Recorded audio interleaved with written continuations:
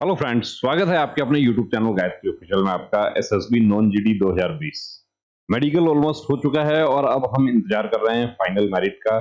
कौन कौन से पोस्ट है? तो ड्राइवर है, वेटनरी, ट्रेड्समैन आया तो मेरिट ऑलरेडी हो चुका है। जो फीमेल कैंडिडेट्स में उपस्थित हुई थी तो फिट हैं, उनको पता है, बहुत कम कैंडिडेट्स अवेलेबल थी। अब इसमें जो आप लोगों के प्रश्न है कि मेरिट के बारे में बताइए, मेरिट के बारे में बताइए, तो यहाँ देखिए डिस्कस करते हैं। अब इसमें आप लोगों की तरफ से ही कुछ जानकारी जो प्रोवाइड करवाई गई उसको लेकर यहाँ देखिए हम ट्रेड वाइज यहाँ बात करते हैं। इस वीडियो में हम यहाँ डिस्कस कर रहे हैं। सबसे पहले हम ले रहे हैं यहाँ पर कांस्टेबल कॉबलर। देखिए कांस्टेबल कॉबलर टोटल वैकेंसी कितनी है? टोटल वैकेंसी है 20।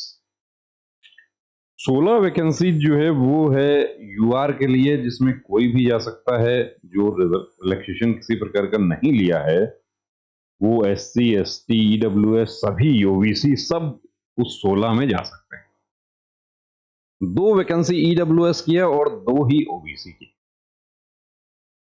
अब जो कैंडिडेट्स अवेलेबल हैं, देखिए टोटल 30 कैंडिडेट ही अवेलेबल हैं जो फिट हुए हैं। अब 30 से 31 हो सकता है या 30 29 भी हो सकते हैं।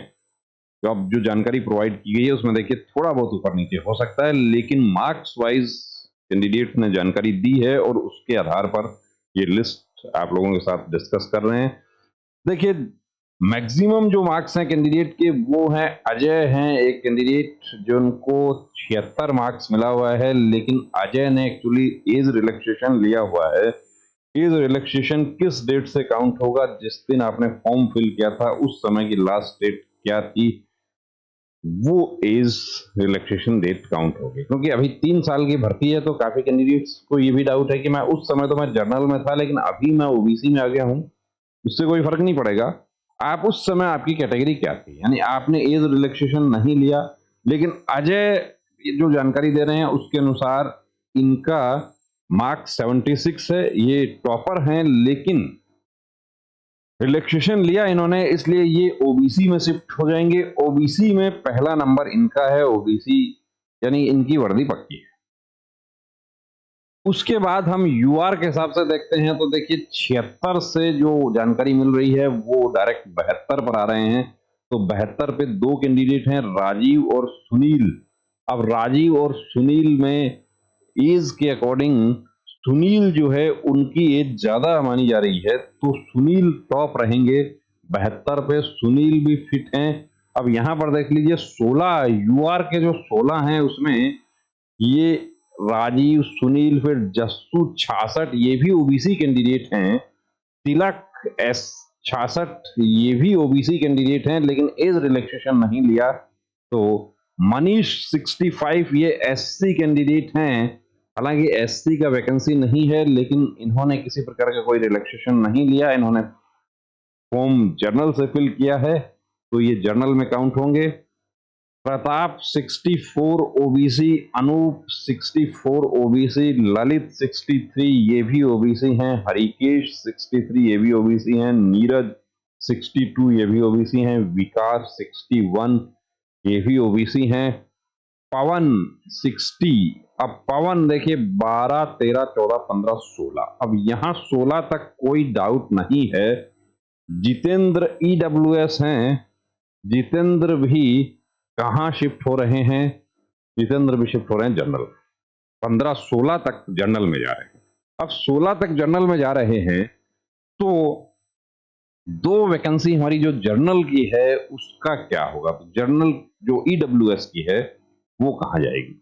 चलिए अब 2 बात करते हैं हम 2 कैंडिडेट ओबीसी के। तो ओबीसी दूसरे जो कैंडिडेट हैं ओबीसी 59 जो कि यहाँ नहीं आ रहे थे, वो यहाँ क्यों नहीं आ रहे? वो यहाँ वो इसलिए नहीं आ रहे कि उन्होंने भी एज रिलैक्सेशन लिया है। यानी कि जिस दिन फॉर्म फिल हुआ था उस समय जो जो डेट था एज डिटर्मिनेशन के लिए उसमें ये 23 साल से ऊपर हो जाता है।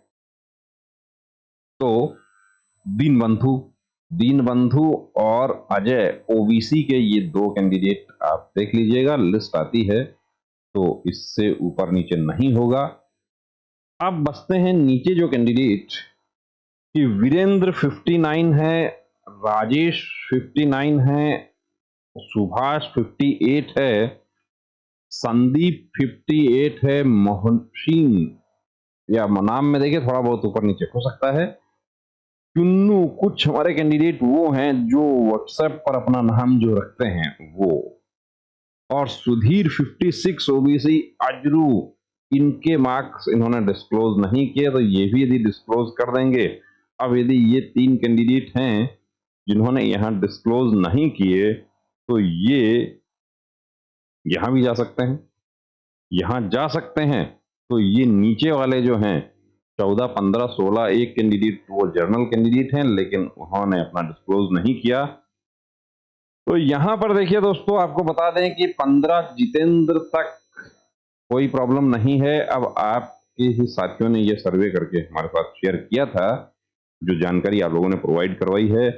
अब यहाँ पर बात देखने वाली ये है कि 2 वैकेंसी जो ईडब्ल्यूएस की है वो किसको मिलेगी। तो वो ईडब्ल्यूएस की वैकेंसी जो पहले भर्तियां होती रही हैं उसमें वो वैकेंसी जर्नल को शिफ्ट कर दी जाती है।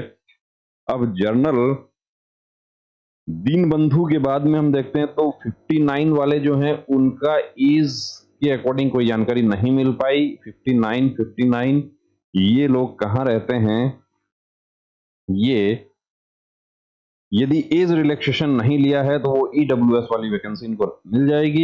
यहां तक देख लीजिए आप। और यदि ये सभी लोग एज रिलैक्सेशन लिए हैं, इनको ओबीसी को वो नहीं देते हैं, ओबीसी को नहीं देते हैं और वो जर्नल को ही देते हैं, तो यहां आपको बता दें कि नीतीश जो हैं वो 52 पर सेलेक्ट हो जाएंगे यदि ओबीसी वाले कैंडिडेट्स को वो नहीं दी जाती है तो। लेकिन ओबीसी वाले कैंडिडेट को जब यहां जनरल में शामिल किया जा रहा है तो ईडब्ल्यूएस में क्यों नहीं किया जाएगा। अब आईटीबीपी का देखिए, जो पहला भर्ती ऐसा हुआ था उसमें हमने देखा था ये कि ईडब्ल्यूएस कैंडिडेट्स अवेलेबल नहीं है तो जर्नल को दे दिया। बीएसएफ में भी यही पॉलिसी, तो डीओपीटी की पॉलिसी तो यही है कि ईडब्ल्यूएस कैंडिडेट्स अवेलेबल नहीं है तो जनरल कैटेगरी को वो वैकेंसी दे दी जाए। ओबीसी वाली वैकेंसी जो है वो एससी कैटेगरी को नहीं दी जा सकती, एसटी को नहीं दी जा सकती, जर्नल को नहीं दी जा सकती, लेकिन जर्नल की ईडब्ल्यूएस को दी जा सकती है। तो ये कॉबलर ट्रेड के लिए हमने प्रयास किया है, बाकी ट्रेड के लिए भी कोशिश कर रहे हैं। जहां पर आपको पता है कि कैंडिडेट्स ज्यादा हैं वहां थोड़ा सा मुश्किल है। फीमेल कैंडिडेट्स के लिए प्रयास करें तो बने रहिए हमारे साथ। जय हिंद।